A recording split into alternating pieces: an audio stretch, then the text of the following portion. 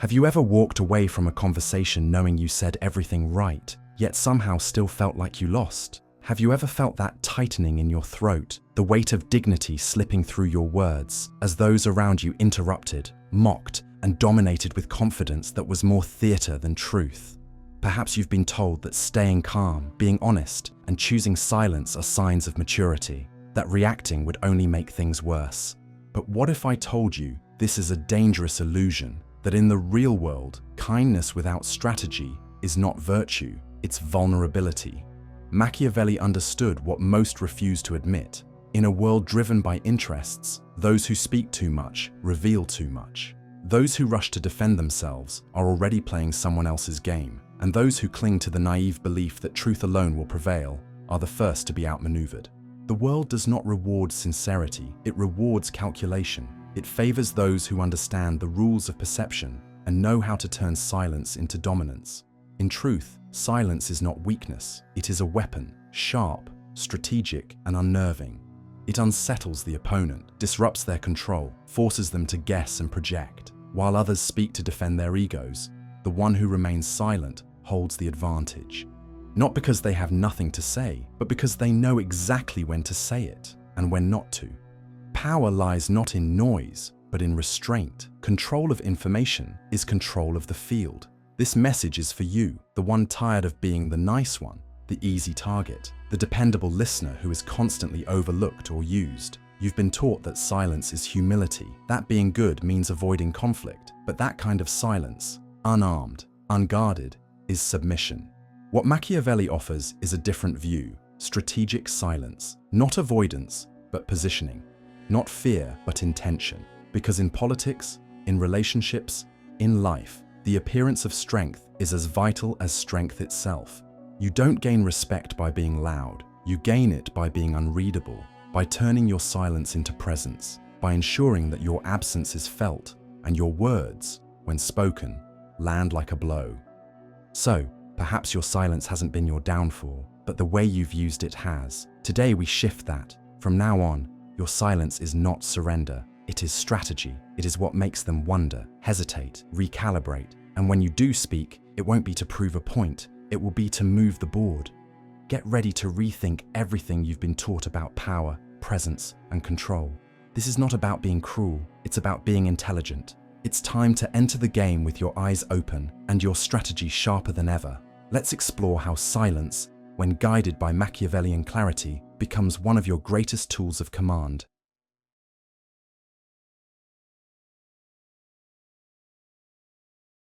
Why do we feel such an urge to respond, to argue, to correct, to prove that we are right? Because we've been conditioned, naively, to believe that truth alone has power, that if we remain silent, we concede, that morality speaks for itself. But this belief is a fiction, a comforting one perhaps, but fatal in the real world. Machiavelli understood something most do not.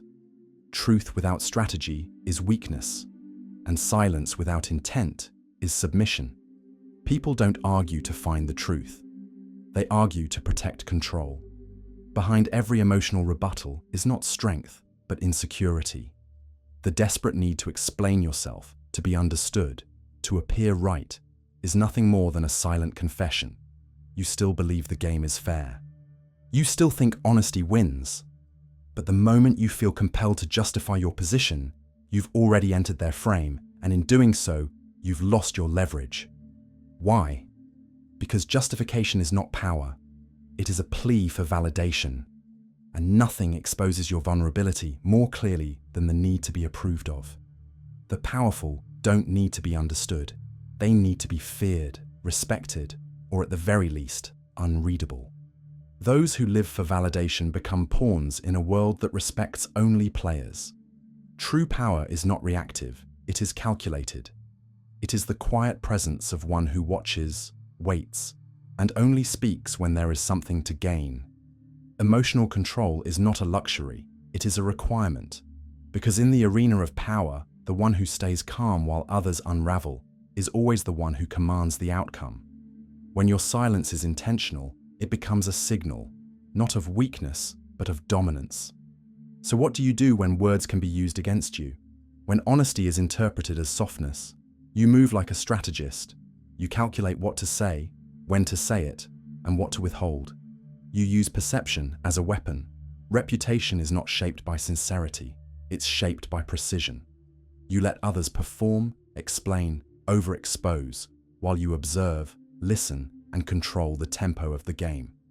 If you truly want power, you must accept that being good is not enough. You must learn to act without being predictable. You must become someone whose silence disturbs, whose presence commands, and whose unpredictability makes others cautious. That is the kind of strength Machiavelli respected, not in endless arguments or moral proclamations, but in the one who understands how to bend the rules without ever appearing to break them. So, if you're ready to stop being another voice in the noise and start becoming someone who moves the board without ever raising your voice, then understand this. From this point on, silence is not absence. It is your most refined strategy. It is your shield, your weapon, your mystique, and that, in the end, is what separates those who are played from those who learn to rule.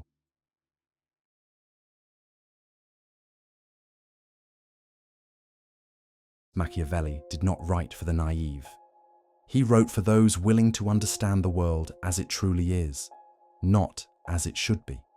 He wrote for the few who have the clarity to see that kindness without power is weakness, and that honesty, if not wielded strategically, becomes a liability. In his view, the common man is bound by illusions, trapped by morality, dependent on appearances, and desperate for the approval of others. But there exists another type of individual, rare, calculated, and formidable, one who does not react to the world, but manipulates it. This type of person does not speak to be understood. He does not argue to be admired. He does not waste time trying to prove his virtue. Instead, he chooses his words with surgical precision, and often chooses not to speak at all.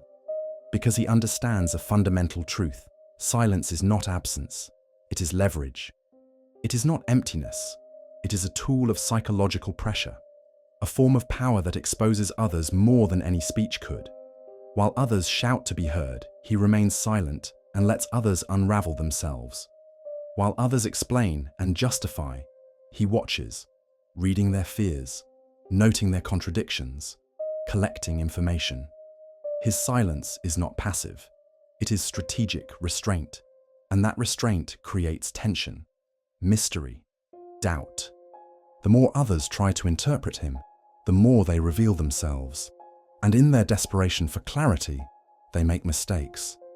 This kind of silence unsettles people because it breaks the rhythm of social expectation. It denies them the usual cues, the reactions, the validation, the comfort of knowing where you stand. It becomes a wall, and in front of that wall, they begin to tremble.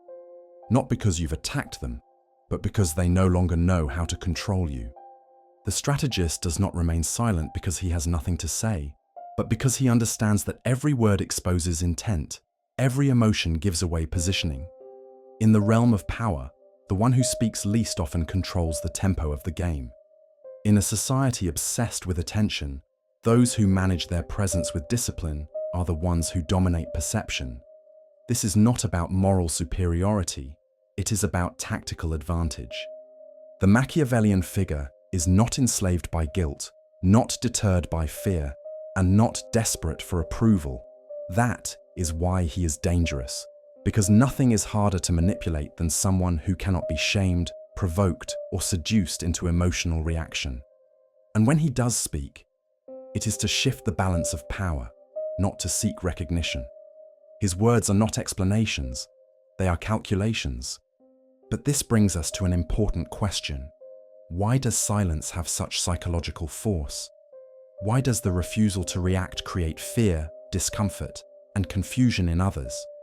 Because power, as Machiavelli knew, is not only about what you do, it is about what you make others feel. And silence, when used strategically, makes others feel uncertain.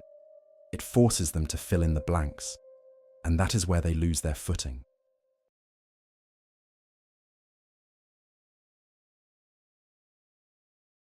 Silence is not merely the absence of sound. It is a calculated maneuver, a weapon wielded by those who understand that power does not always announce itself. When you choose not to react, you are not retreating, you are shifting control. You are forcing the other to face their own voice, their own uncertainty, without the distraction of a counterattack. And that, precisely, is what unravels them. Most people speak not to express truth, but to mask vulnerability, to maintain dominance, to control the social narrative. So when you remain silent, you strip them of that shield. You let their words echo unanswered, and that silence becomes an interrogation more brutal than any spoken confrontation. Social perception turns against them. In the absence of feedback, their mind spirals. Anxiety rises. Doubt floods in. What does he think? Am I being read? Is my weakness exposed? They lose their grip on the script, and with it, they lose power. This is not just psychology, it is strategy. Machiavelli would call this a masterstroke, because in the arena of influence, control of perception is more valuable than truth. A prince does not need to speak, he needs others to speculate. Silence becomes ambiguity, and ambiguity becomes power. The brain abhors uncertainty. When you create it, you dominate the space without lifting a finger. The amygdala, flooded with uncertainty, turns silence into a threat.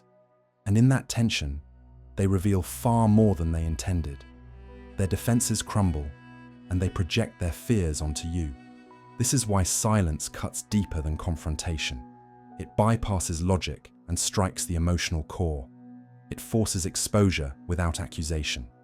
The schemers, the manipulators, the socially dominant, they depend on reactions. They require your engagement to orchestrate control.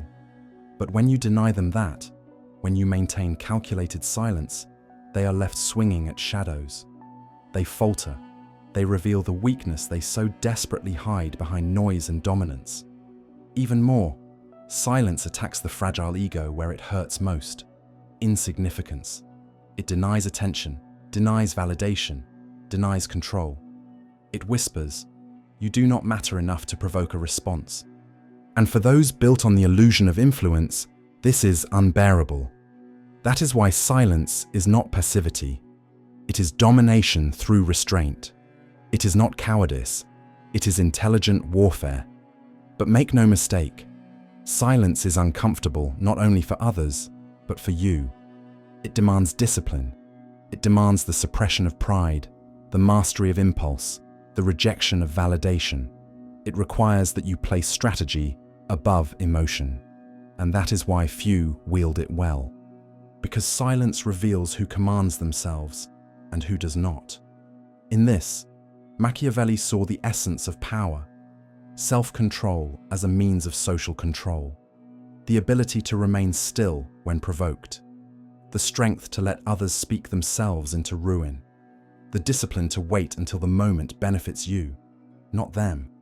This is the mark of those who rise while others falter. Now that you see how silence destabilizes, how it unmasks, how it creates the conditions for others to destroy themselves, it is time to step beyond observation, to become the one who uses this weapon with precision. In the next part, you will learn how to transform silence into strategy, how to command without explaining, how to win without engaging. And when you do, the world will no longer be able to control you, because you will no longer be reacting. You will be orchestrating.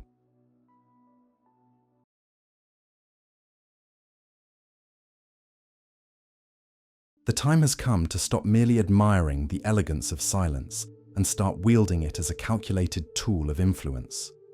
Because knowledge that is not used is weakness disguised as wisdom. From this point on, you will not use silence as a passive refuge, but as a deliberate weapon, sharpened by strategy and deployed with precision. The first step is simple, yet ruthless. Remain silent exactly when your instincts beg you to respond. That's where the real power lies. Anyone can speak out of impulse, but to suppress your reaction, to deny your opponent the satisfaction of seeing your emotional investment, is to assert dominance. Every time you react, You hand your opponent leverage. You reveal what matters to you. You show where you can be manipulated. But when you control that impulse, you declare, "I am not easily moved. I am not easily read." Silence, then, becomes not just absence, but assertion. It signals that you owe no justification, that you are above petty clarification. The second weapon is observation. While others stumble over their words, overshare, and grasp for attention, you collect data, not like a passive listener, but like a tactician. You notice insecurities posing as confidence, detect agendas hidden behind smiles, and catalogue weaknesses masked by volume. Because when you eventually speak, if you choose to, it will be not to converse, but to cut. The third tool is time. Let your silence stretch. People are slaves to the urge to fill voids. In that tension, their nerves unravel. The longer you remain still, the more their minds betray them. They assume, they panic, they reveal. You, meanwhile, remain unreadable, your stillness creating more pressure than any sentence could. The fourth weapon is unpredictability, and nothing creates more fear in others than uncertainty. The moment people no longer know how to provoke, predict, or manipulate you, they retreat. They become cautious. They correct themselves before speaking. You seize the frame. You cease to be a participant in the conversation. You become the axis around which it turns. This is not silence as submission. This is silence as sovereignty. And be warned, silence should never be mistaken for weakness. That mistake is precisely what you want others to make before you strike. This silence is not passive. It is a poised calculation. Every second is a move. Every pause is a test. When you speak, it will be like a scalpel, not to debate, but to dismantle, not to argue, but to end the discussion entirely. But here lies a deeper danger. Sometimes, silence is not a tool, it is a trap. Not all who are silent are strong. Some are silenced. Some are drained, used, manipulated without even knowing it. They mistake their submission for wisdom. They confuse their lack of reaction with virtue. And they are devoured by those who understand the game. This is the point of greatest vulnerability, when you think you are avoiding conflict, when in truth you are empowering your adversaries. Because while you remain quiet, someone else may be orchestrating the narrative, capitalizing on your absence to build their influence on your behalf. And that, Machiavelli would say, is the greatest folly of all, to let others rule in your silence.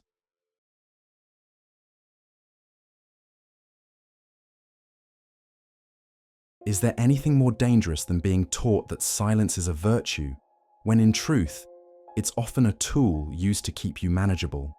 To condition someone to believe that swallowing discomfort, avoiding confrontation, and conceding ground is the mark of maturity. That is not wisdom. That is political sedation. And Machiavelli would have seen through this immediately. What you call peace may simply be the comfort others feel knowing you won't resist. Look closely. Do some take advantage of your restraint, your polite listening, your tendency to avoid friction? They assert their opinions, dominate the room, expand their influence, all in the silence you believe makes you noble. And you let them, convincing yourself that confrontation isn't worth it, that civility matters more than control. But this comes at a cost. You relinquish space, leverage, and reputation.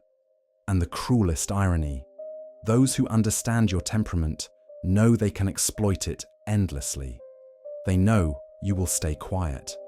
In Machiavelli's eyes, this is not noble. It is negligence. Power is rarely handed to those who wait quietly for justice. It is seized by those who calculate when to act and when to appear still. This kind of silence is not a sign of emotional intelligence. It is often a signal of political naivety. It's a system taught by those who benefit from your docility, dressed in the language of virtue and morality. A hidden code designed to strip you of your strategic potential while convincing you that submission is strength. But if you want to navigate a world driven by ambition, competition, and perception, You must wake up to this. You must stop believing that goodwill earns protection. It doesn't. Influence is not granted to the pure of heart. It is taken by those who understand timing, perception, and leverage. When you stay quiet out of fear or guilt, you are surrendering your influence by default. You're no longer leading your own narrative. You're being shaped by the perceptions and interests of others. You become malleable, predictable, governed not by your own calculations, but by their expectations. And that is the fastest way to lose ground. Real power, as Machiavelli taught, lies not in controlling others directly, but in controlling the frame, the environment, the perception. Silence is powerful only when it is chosen as part of a strategy, not when it is adopted out of fear. The silence that commands respect is not the silence of submission. It is the silence of someone who calculates before acting, who knows the value of information and understands the danger of unnecessary exposure. The kind of silence that keeps others guessing, that changes the room simply by being present. It is not retreat, it is positioning. It is political posture without wasted effort. And yes, it is a power move. The kind of move that shifts alliances, unsettles enemies, and recalibrates the balance of influence without raising a single voice. But how do you rise to this level? How do you move from being an easy target to being a silent strategist? How do you shift from being a servant of goodwill to a master of perception? That is what Machiavellian thinking can teach you. Not how to be cruel, but how to be effective. Not how to betray your values, but how to survive and lead in a world that rewards calculation, not candor.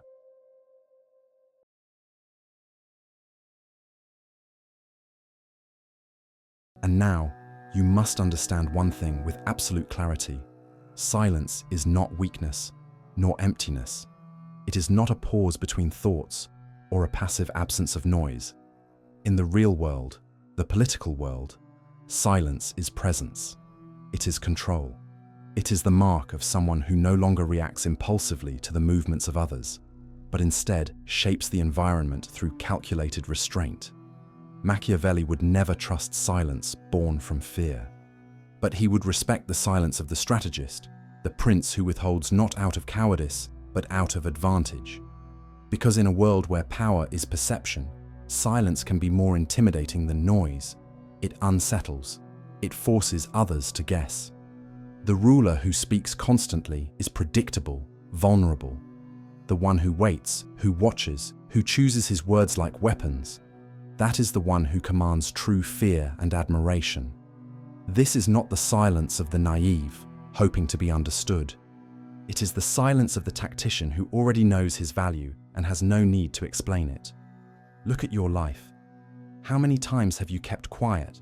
Not to gain leverage, but out of guilt, out of fear of upsetting others, out of an illusion that kindness alone would earn you influence. That is not diplomacy, it is self-erasure. And every time you let someone speak over you, decide for you, dismiss you without consequence, you reinforce your position as subject, not sovereign. Machiavelli would call this a failure of self-rule. And no prince rules a kingdom if he cannot first rule himself. From this moment forward, your silence must evolve. It must cease to be submission and become strategy. Not a retreat, but a quiet assertion of boundaries. An unspoken declaration that you cannot be manipulated, guilted, or cornered. That even in silence, you hold the frame. Because the world does not respond to good intentions. It responds to presence, and presence is built through mastery over one's voice, and even more so, one's silence. Do not mistake this for withdrawal. This is presence intensified, and presence shapes perception. In a court full of noise, the one who speaks least but speaks last, and with precision, often becomes the one remembered. So let your silence speak of your discipline, your calculation, your awareness of timing.